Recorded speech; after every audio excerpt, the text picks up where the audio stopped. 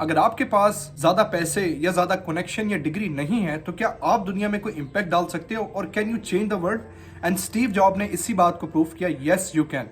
एक drop out जो घर के गैराज में काम करता था आज मल्टी बिलियन डॉलर का फाउंडर माना जाता है। बट ये कहानी एक आईफोन बनाने वाले आदमी की नहीं है, but it is a story of a visionary guy, एक वो इंसान जो कहता था stay foolish and stay hungry. आज जानते हैं स्टीव जॉब की कहानी, the rise, the fall and the unforgettable comeback. Steve Job की बर्थ हुई 1955 के अंदर एंड इंटरेस्टिंगली जो उसके बायोलॉजिकल पेरेंट थे उन्होंने स्टीव को अडॉप्ट करवा दिया एंड स्टीव जॉब्स को रेज किया पॉल एंड क्लारा ने, जो कि मिडिल क्लास कपल थे।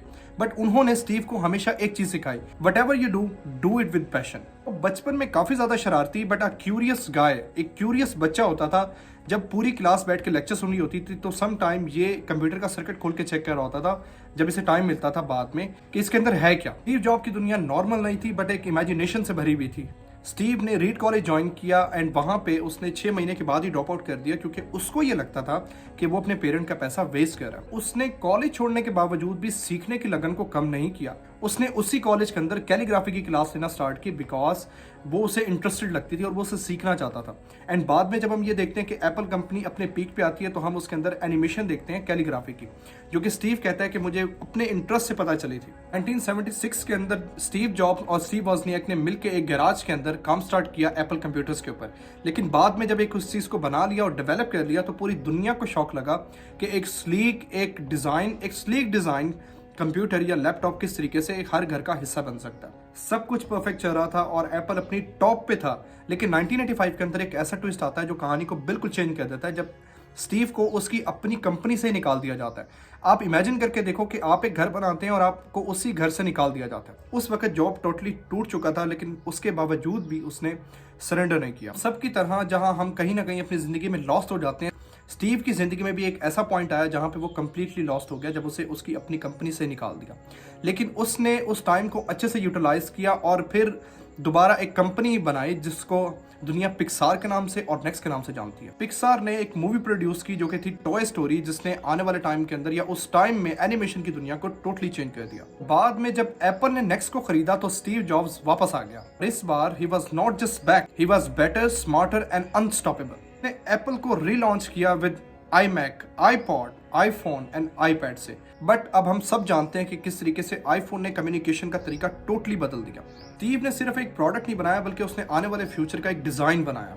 स्टीव जॉब्स का विजन बिल्कुल प्योर और सिंपल था, that technology should be beautiful, intuitive and personal. उसकी स्पीच, उसका ड्रेसिंग स्टाइल यानी कि उसकी ब्लैक टर्टलनेक और जीन्स उसकी सिंप्लिसिटी को शो करती है। He was a sharp laser person. वो इस बात को कहता था that focus means saying no to 1000 things. अब एक तरीके से परफेक्शनिस्ट इंसान था। वो सिर्फ एक प्रोडक्ट नहीं डिजाइन करता था बट उसकी एक एक डिटेल के बारे में जानता था एंड उसको इन डेप्थ तरीके से बनाने के लिए हर एक चीज पे फोकस करता था।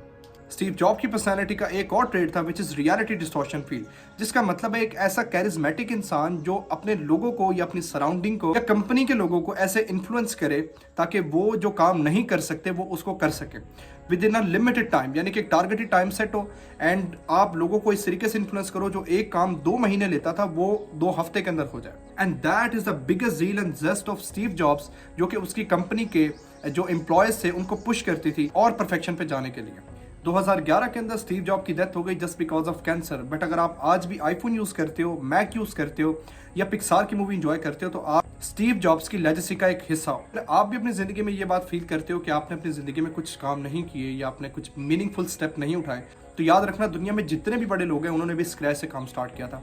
But the thing is you need a vision, you need a motivation to do something, जो आपके अंदर पैशन बढ़े। आप वो चीज ढूंढो जो आपको पैशनेट करती है चीजों को लेके। Steve used to dedicate his iPhone, his MacBook, his other stuff to those people who are creative enough to do something. And Steve used to say, the people who are crazy enough to think they can change the world are the one who do. As you graduate to begin anew, I wish that for you. Stay hungry, stay foolish.